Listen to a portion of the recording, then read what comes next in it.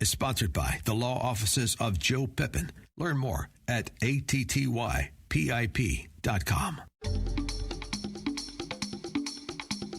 Ask an attorney about Florida law.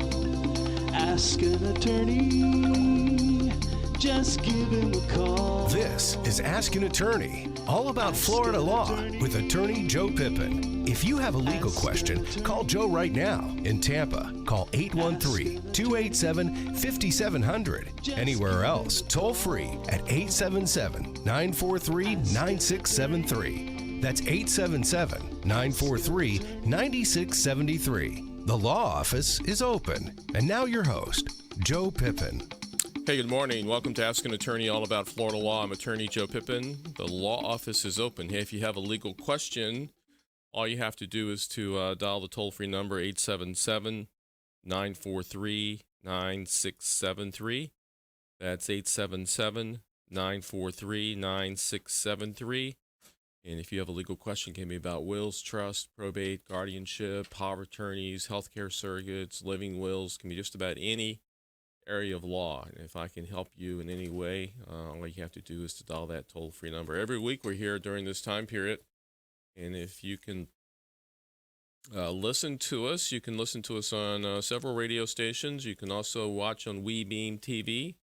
And if you have a legal question of any type, you might be able to listen to or watch the show at a later time. 877 is the toll-free number, 943-9673. And anything I can do for you, be more than glad to help.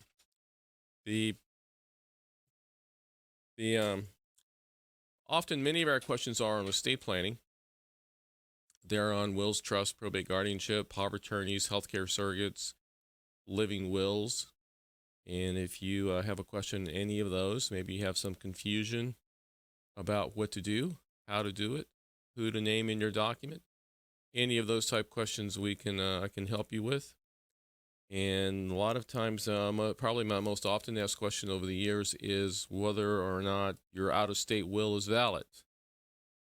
And the situation is, it might be, it could very well be, but the issue is, could it be better? A lot of the wills I review are wills that are not self-proving under Florida law. So the issue is whether or not, what would happen if you have an out-of-state will that's not self-proving? Well, the issue is you have to prove the witnesses.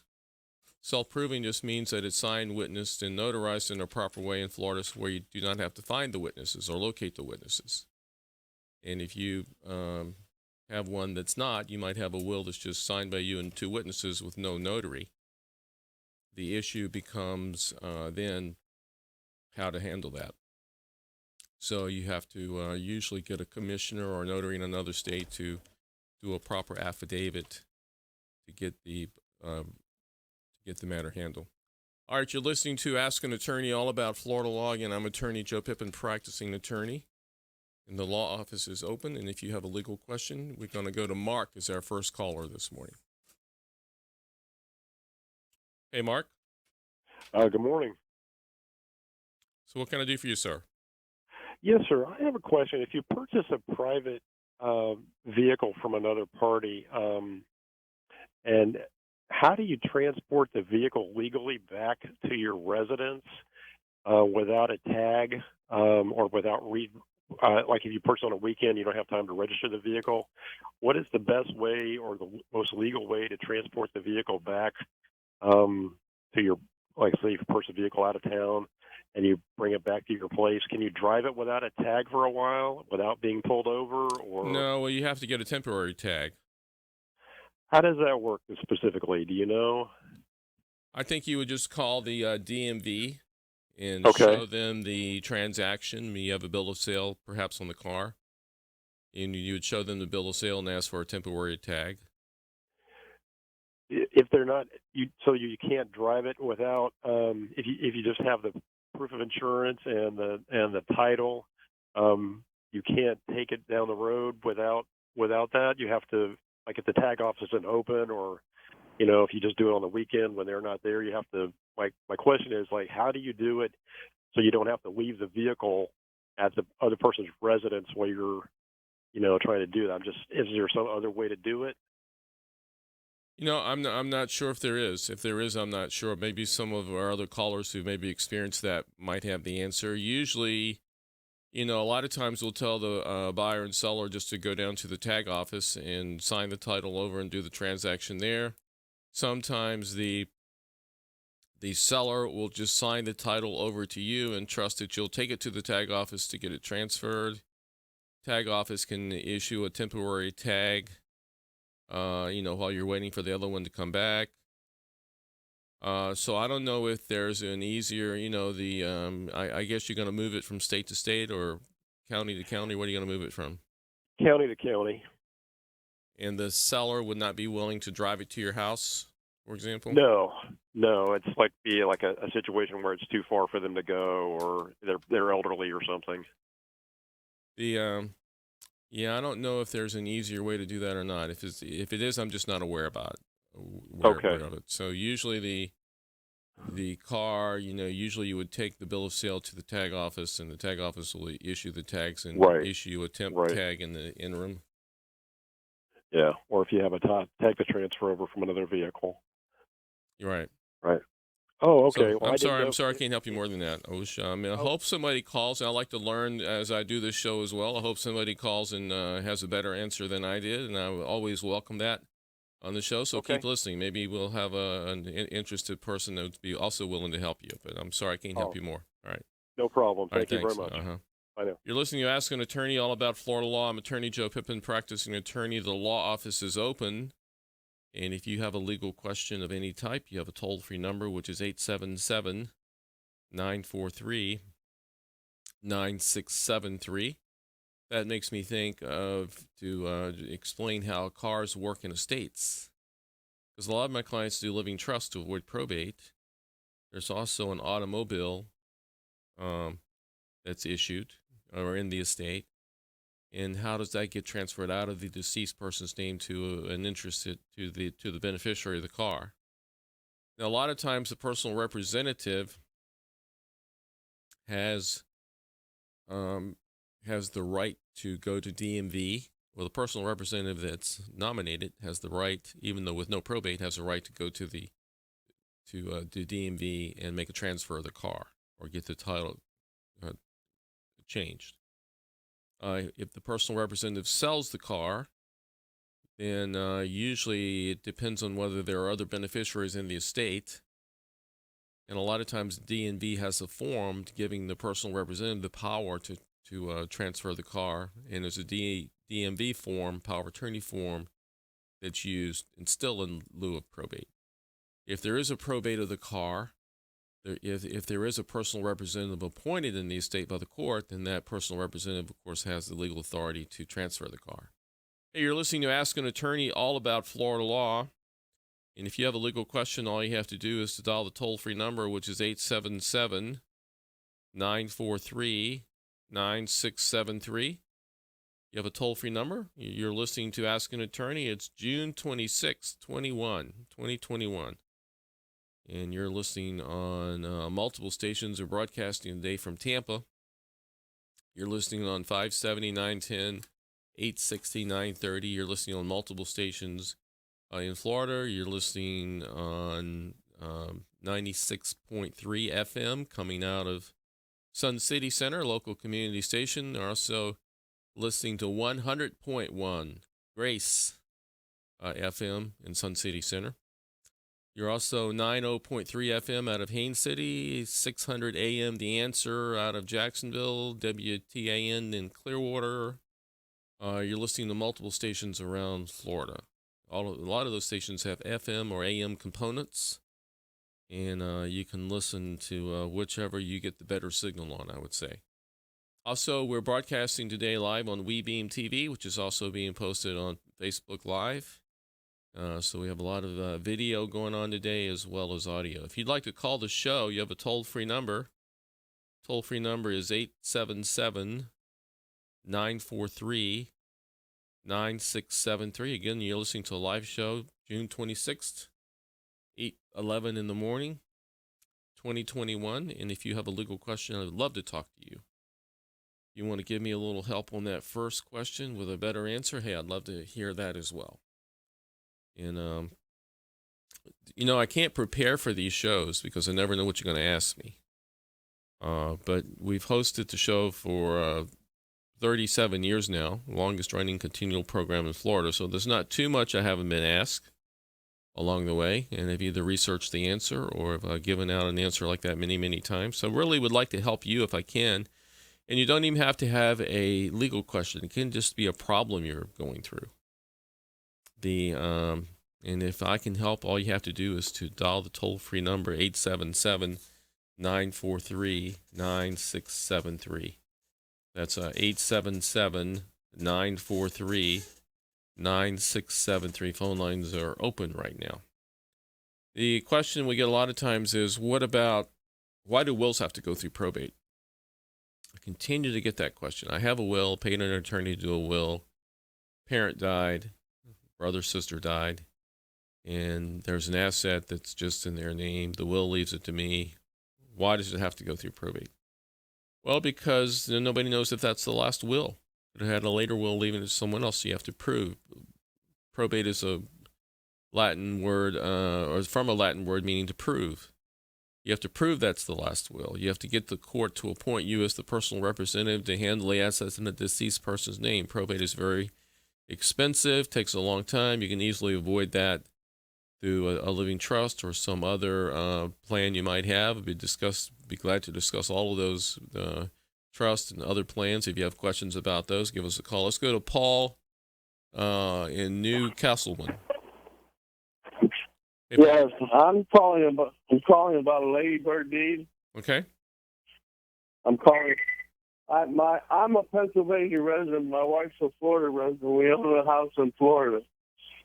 I have 5 siblings, and I need to know if I should put that in a ladybird deed to stop to avoid probate or what. Well, ladybird deed is definitely an option to avoid probate. Ladybird deed is a deed usually where you would deed it from you to yourself with a life estate and name a remainder of beneficiaries. I think a better way generally to avoid probate is the living trust. And what a living trust would do, you'd create a trust, transfer the deed to the trust, and then if you became incapacitated, your successor trustee could manage the property, even sell the property for your benefit, and name beneficiaries in the trust upon death. If one of the beneficiaries had died, there'd be additional language in the trust where it could go to the other 4 or to their children. So a living trust, in my opinion, is better than a ladybird deed because it deals with helping you while you're living if incapacitated, and has beneficiaries and contingent beneficiaries upon death. But both ways would avoid probate. Is that a costly thing? No, is a living trust a costly thing? Versus a ladybird deed. Well, okay, so are you single or married? I'm married. We do a joint living trust package, which includes a trust, a deed, 2 wills, 2 power of attorney, healthcare surrogates, living wills. The fee is $895. I see. If I have a will. Yeah, but if you don't have a trust, you're going to have some probate of other assets. Is the deed you're talking about your homestead? I have property in Pennsylvania and Florida both. All right, and you're a resident of? I'm a resident of Pennsylvania. My wife's a resident of Florida. And where are you calling from today? I'm calling from Newcastle, Pennsylvania. Yeah, okay. Well, very good. You're listening on the computer? Yes. Okay. Every day. Right. Every day. Well, great. Thanks so much for listening to, which station are you listening to? 90.3. 90.3, okay. All right. So what's your question again? I got sidetracked. Well, my question is it advisable to do a ladybird deed? I have 5 siblings. Well, I have a will, and I don't know whether All right. Well, I have a lot of clients who one is a resident in one state and one's a resident in the other. And you can still do most of all of your assets jointly? Yes, everything. Yeah. So you can do a joint trust. I mean, you could put deeds, both of your deeds into a joint trust to avoid probate in both states. You can, if you came in and did poverty, so you and your wife might have different power of attorneys in different states and so forth, but you can have two of those. You can have one in each state, particularly if you spend time in the states. I think the cost is, if you add everything up, I think the cost is probably about the same. If you just retained me to do a ladybird deed, for example, the fee would be $250 just to do a ladybird deed. So if you wanted to do the other documents, you'd easily get up to, over $895. If you just did wills, power of attorneys, healthcare surrogates, living wills, or any of those, most of those documents cost like $150 each. The $895 on the trust is a package price that's designed to be you get everything done that you need at once, and it's a lot less than adding up the individual prices for all the other items we do. Okay, that's pretty much answers my question. All right. Thank you. Thank you. Let's go to Ron in Sun City Center. Hello. Hey, Ron. Yeah, I had heard someplace that if you buy a car, that you should put the car in your wife's name. What about if you're leasing?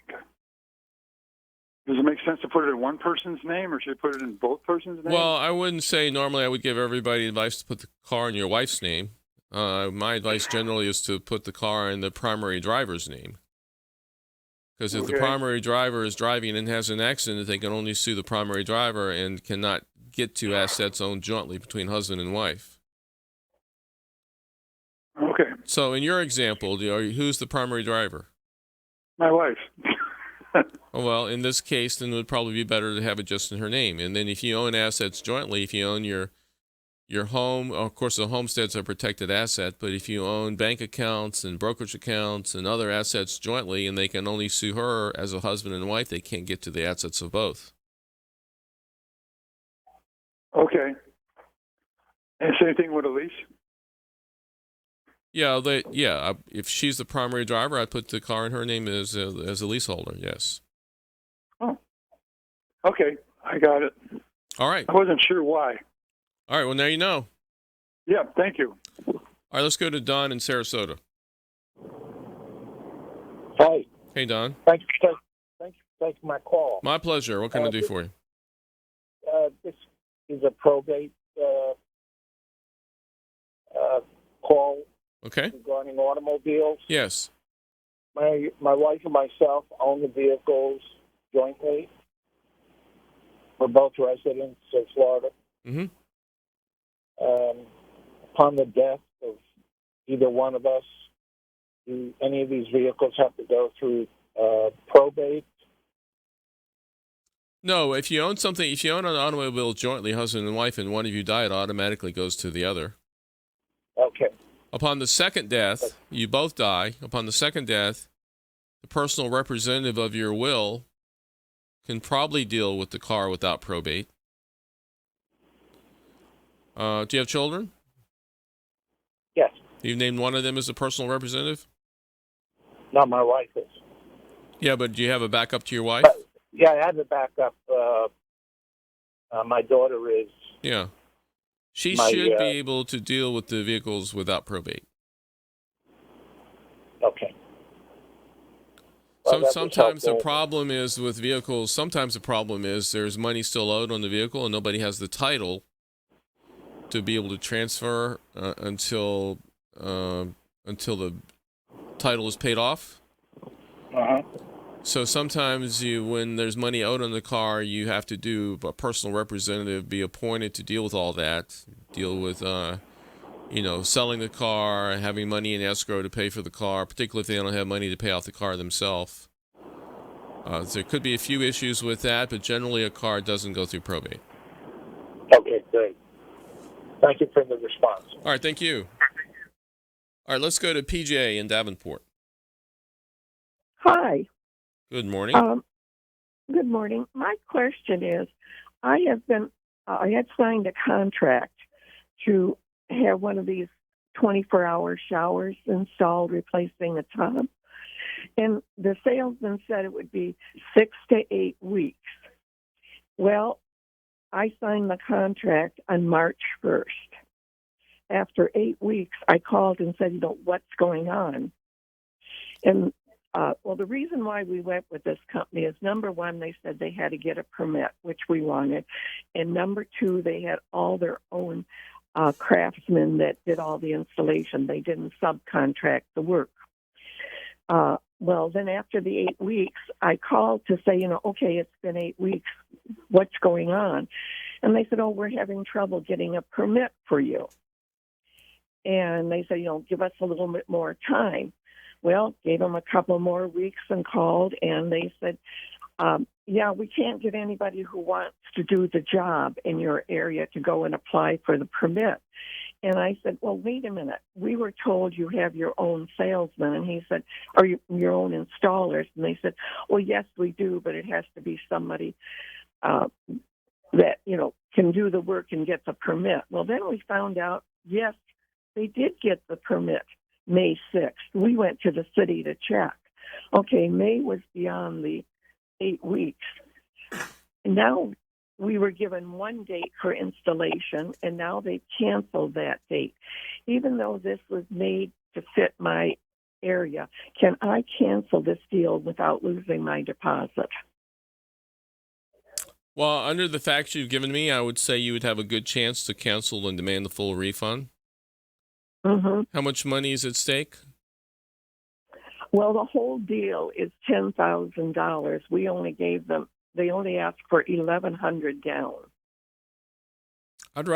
What I do is write a certified letter demanding the money back and to kind of outline what you told me in paper. Okay. And tell them you demand your money back or thereby canceling the contract.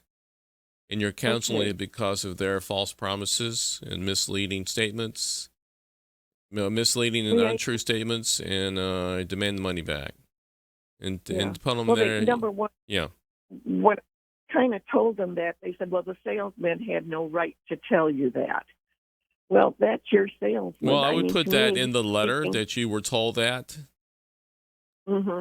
That you were told that. I would make that part of the letter. That was part of the motivation for you to do the contract to begin with is what the salesman told you.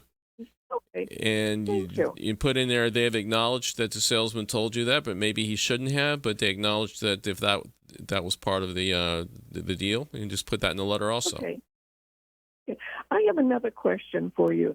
Do you deal with special needs trust in powers of, but not powers of attorney, but in trust, like living trust? Yes, ma'am. I have a fair amount of clients who have special needs children, and once I learned that, then there's a special needs provision put into the trust document, so the person can have money applied for their benefit, but not in a way that would disrupt any government benefits. Okay. Now my documents are all done in Michigan. Do I need them redone now that I'm a resident of Florida? Do they have a special needs trust? Do they have special needs trust language in your documents now? Yes, they do. Yeah. Is the child in Michigan? Yes, the child is still in Michigan. Okay. Yeah. Yeah. Generally, when one person moves from one state to another, we can review their documents. There's no fee for the review, and then we can modify them to say you're a resident of Florida. And we could probably keep the same provisions in your document concerning the special needs provisions for your child in Michigan. So, yeah, we can do all of that for you. Very good. Very, very informative morning, then. Thank you. All right. Thank you. Thanks for calling. Thanks for listening to Ask an Attorney all about Florida law. If you are listening and you have a question or you have a problem or something I can help you with, hey, we have open lines right now at 877-943-9673. That's 877-943-9673. If I can help you in any way with a question or a problem, you're listening to a live show this June 26th. Hey, half the year is all gone already. June 26th, 2021. It's 8:26 in the morning, and I am here to help you. You have a toll-free number if you want to call the show. Lines are open right now at 877-943-9673. That's 877-943-9673. Call us if I can help. Why worry about something? People, I do a 6 o'clock show on Sunday morning, and I do an 8 o'clock show here, and people often ask me, well, who's going to call a show, a live call-in show that early on either morning? And my answer is someone who's been up all night worried about some legal issue. So why worry? Why not try to talk to someone that can maybe get you pointed in the right direction and maybe give you some help or peace of mind? It's all about peace of mind, isn't it, sometimes? Just having more information to help you consider what to do next. 877-943-9673 is an open line. So that was one of my most often asked questions. I have a will or a trust in another state to move to Florida. What should I do? You know, I've seen trust in the last few weeks, particularly out west, like Nevada or California. And the trusts were signed by the person and they were notarized, but they weren't witnessed. Now, what kind of problem can that be for you now, a Florida resident? Well, so you come to me, and let's say you have a California trust, and you come to me. First of all, California is a community property state. Florida's a common law state, so there are major differences there in the way you do documents and what the spousal rights and all of that is. So generally, if you have a trust that's not witnessed, just signed and notarized, then you can't put a Florida deed into that trust to avoid probate, because the trust has to be witnessed and signed with the same requirements that the deed has. And the deed has a requirement that the deed be signed and witnessed by two people and notarized. So with a trust without witnesses, you can't really put a valid deed into that trust, or if that's happened in your case, you probably have an invalid deed there. Let's go to Charlene in Tampa. Hi. Good morning. I live in a manufactured home. I purchased it about 6 years ago. I agreed to pay the closing in installments to the owner. The owner put his name, put a lien on the deed.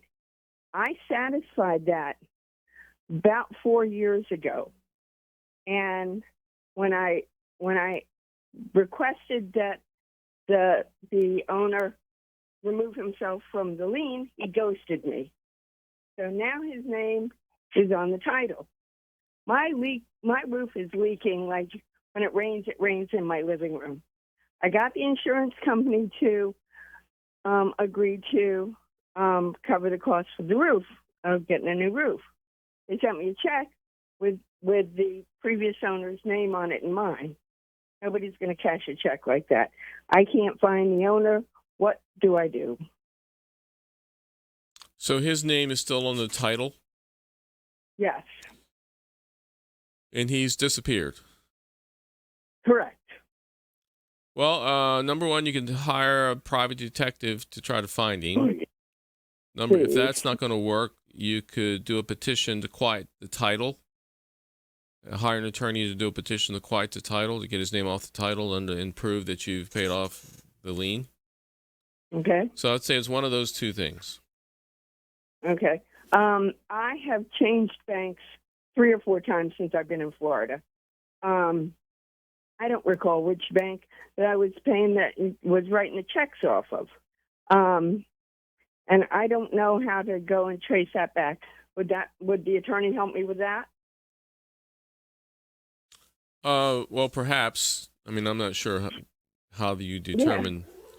Yeah. So 4 years ago, you don't know what bank you were using to pay off the money? I've changed banks a couple of times, and if I were to go to the banks, would they be able to retrace my records from 3 or 4 years ago? Well, they might be able to. I would go ask. Okay. I would go ask for sure, because that was the proof of the payoff is going to be necessary if you're going to proceed in court to try to prove the lien's not valid. This is going to cost me almost as much to prove that the lien's not valid as to put a new roof on my house by myself. Maybe not. I don't know. How much does it cost to put a new roof on? About $10,000. Yeah, I don't think it'd be that much. I think my first step would probably be talk to a private detective and see what they would charge you to do a little search for the person. If the person, is on social media, he might be real easy to find. Once you give the name of the person, they search death records and so forth to see if they've died. So a private detective might be the first easier step to try to locate the person. Yeah. All right. I'm sorry for your troubles, Charlene. Thanks so much. Bye. All right. Thank you. Bye-bye. All right. Let's go to Henry calling. Yes. Yeah. Hey, Henry. How are you? From Orlando. Yes. I have a made-up will, that you get the documentation, and then you get it notarized, But I got one son. Now, I want to leave everything to him. Now, I want to know how to skip over that, what do you call that? What do you call it? The will? The probate? Yeah, I got the will. But I want to know how to get to probate. So how you to don't skip have to probate. Go to probate. Yeah. Well, so you own a home. Is that a single-family home, a manufactured home? What kind of home is it? A single-family home. And you have bank accounts and brokerage accounts? Yes, I do. And how are those bank accounts titled? Just your name? No, both of our names are there. Okay, so does it say father or son? No, it says father and son. That's what it says. Father and son. Right. Well, I put the or in there. I know the technicality. I think the or is in there. Okay. Well, okay, so the problem with putting your son's, let's do what the problem is first. The problem is putting your son's name on an account or makes him 100% owner, makes you 100% owner. So if your son gets sued, divorced, has an accident, then his creditors can file a claim against that account, and if they have a judgment or that's an asset. So my advice generally is never put your children's name on any accounts. Okay. Because why have to worry about their liabilities? Okay, so how do you leave the money then? The better, if you want to avoid probate, which is your original question, you can create a living trust. Part of the package when I do a trust for a person is to do a quitclaim deed. Okay. So you put the quitclaim deed, that puts it into the trust. Right. And you put your bank accounts, take his name off, put your bank accounts in the trust, leave everything to him, living assets in a living trust to avoid probate. Right. Okay. Do you have a telephone number for your office where I can contact you? Yeah. You live in Orlando? Yes. So we have an office in Davenport. Do you know where that is? No. I have to let my son run everything for me because I'm up in age. But if you got the telephone number. Well, okay, my office number. I'll give you my office number. Can you write it down now? Yes. Go slow now. Oh, 800. 800. Got it. 226. 226. Got it. 3529.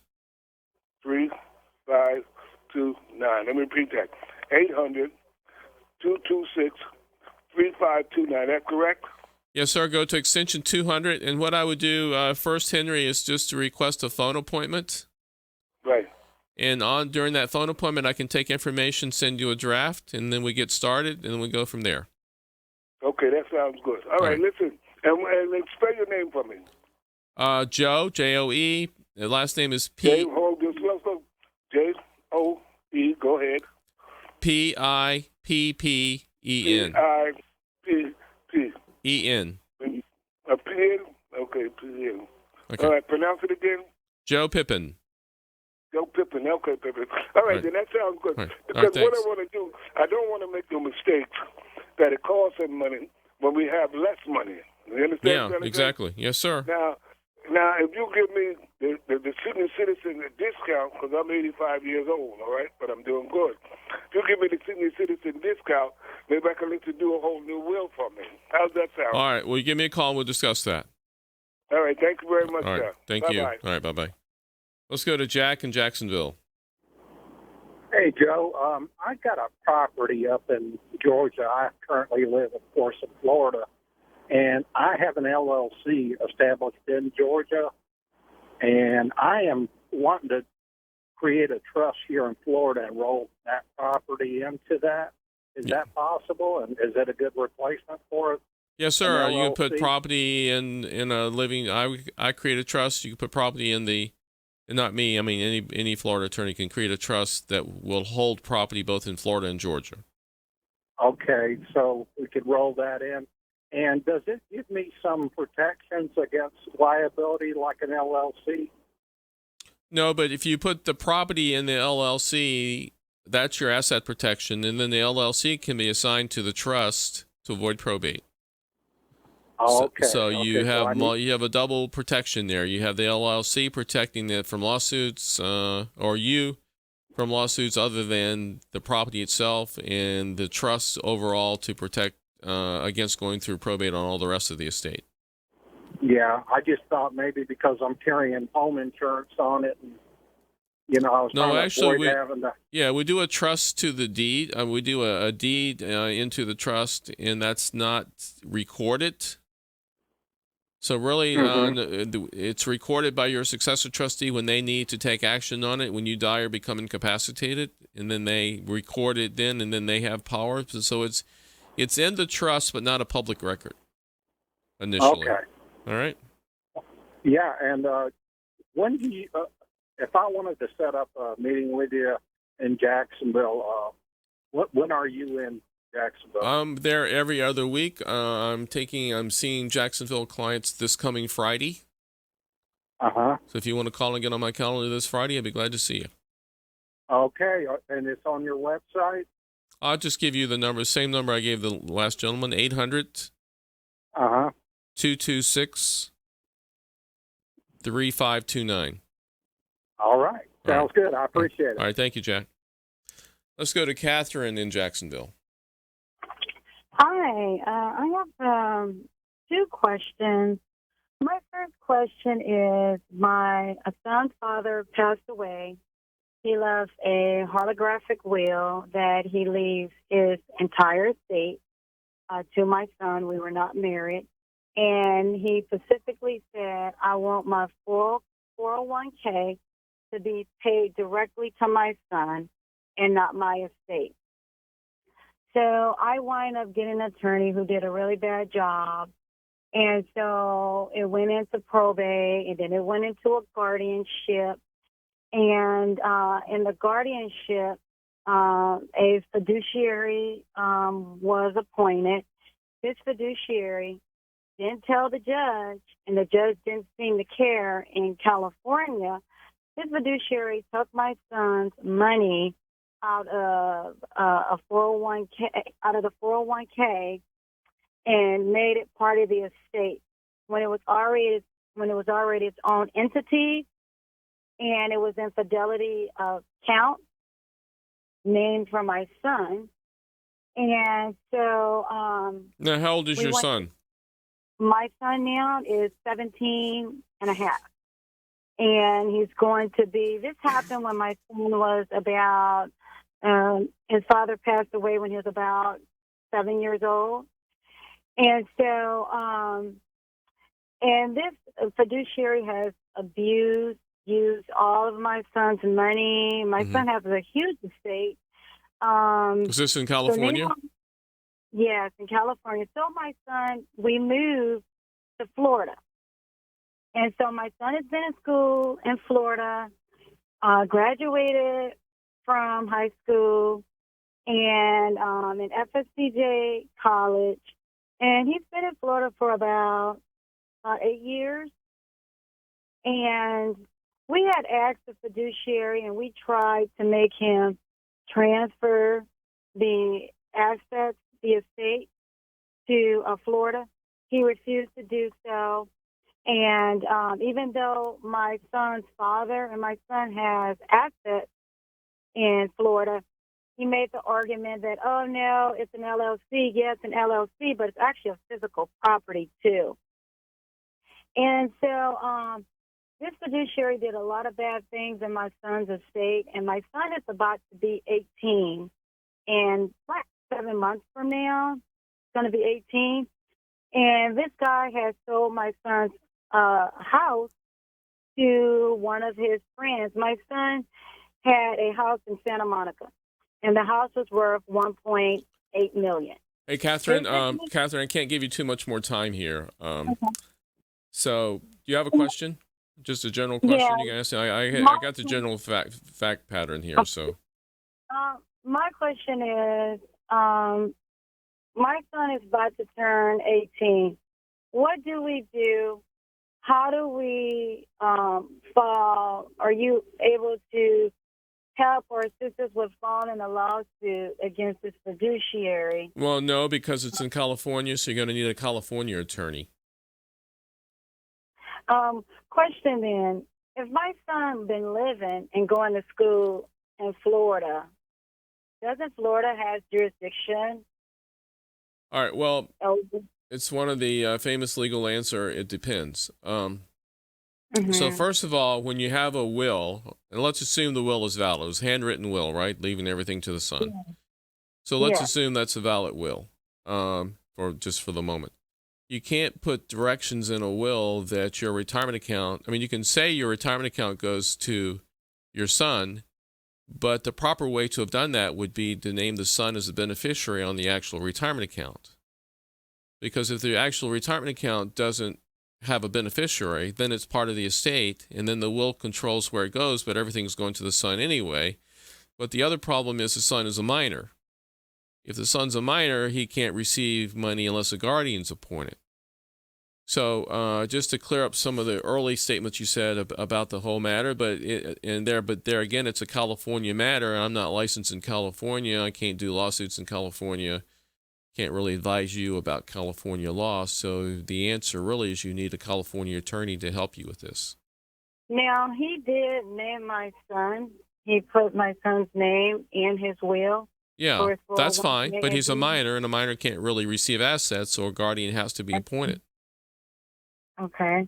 And then in the guardianship case, the judge, basically, in the probate case, the judge said it belongs to the minor. So that it does, but you can't really give it to him as a minor. Hey, Catherine, if you'd like to call me off the air, I'll be glad to talk to you further, but that's about all I can do to help you right now. So. Okay. I have one other question. No, Catherine, call me, please. I'll put you on hold to have the producer give you my number. Let's go to Kelly in St. Pete. Hi, good day. Hopefully, I don't know if this is up your lane, but I've been in a program. I'm a single mom to help me get a home. It's been a year now. We've been building a home, going through the homeowners classes. And just as today, this week, I've gone to the disclosure and found out the price of the home being $215,000. That's out of my budget. I bring home less than $900. It would have me paying over $900 a month, and with taxes in the mortgage, and the rest of my other bills take about that much. Would you advise that I decline this offer after the house has already been built? I feel slightly ambushed to find out this. I thought it was like an assistance program or like a prorated home, but now it seems that they are getting appraisals based off homes that have been sold here in St. Petersburg, not by the same market. Well, they're gonna give you the home. It doesn't seem as if I'm. Well, I mean, that's what you originally thought. No, I thought it'd be prorated. And so you don't live there now. You don't live there now.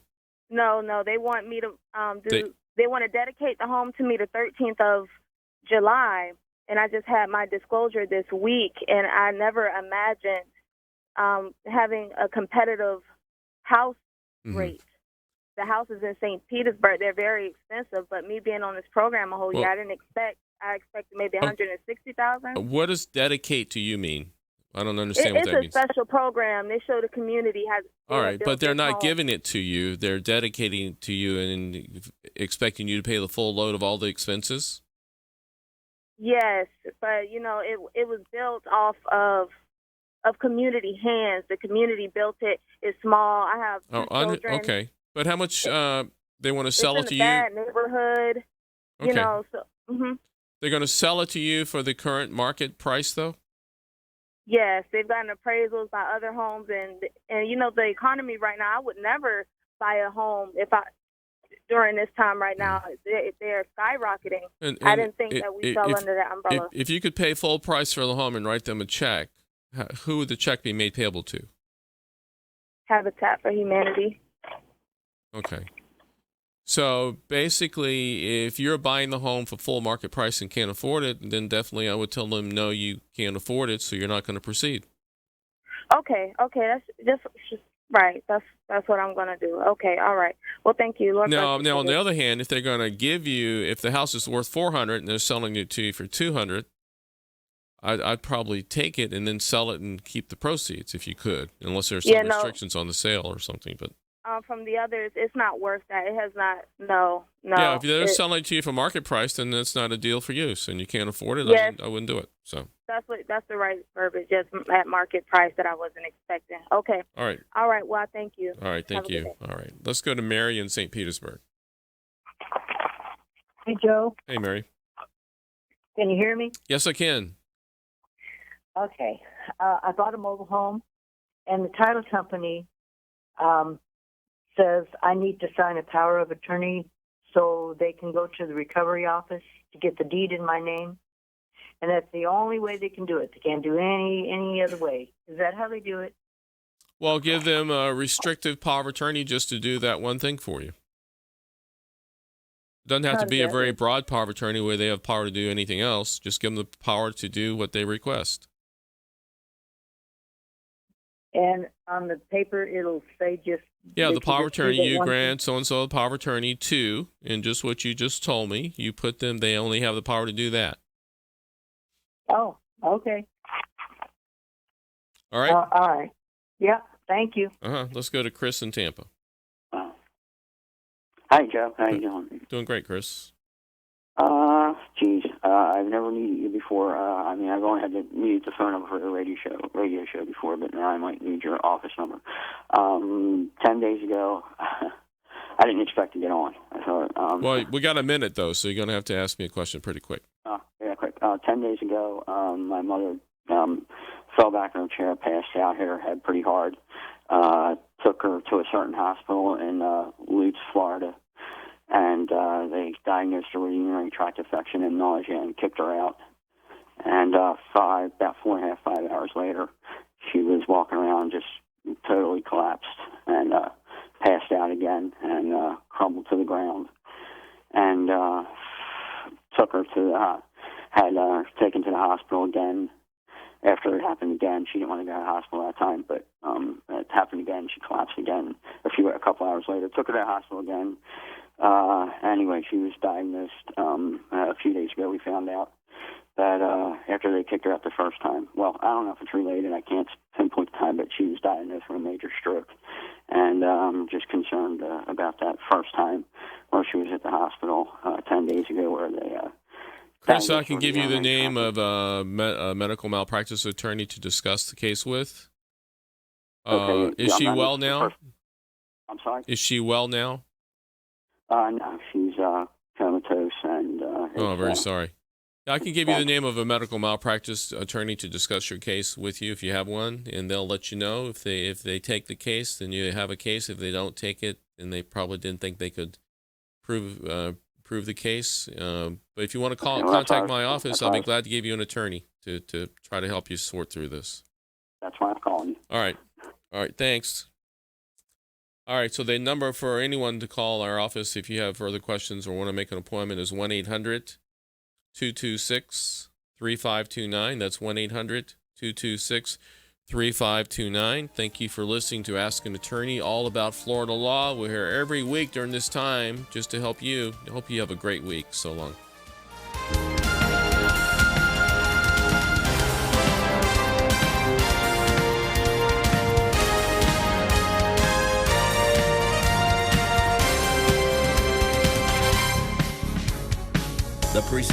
sponsored by...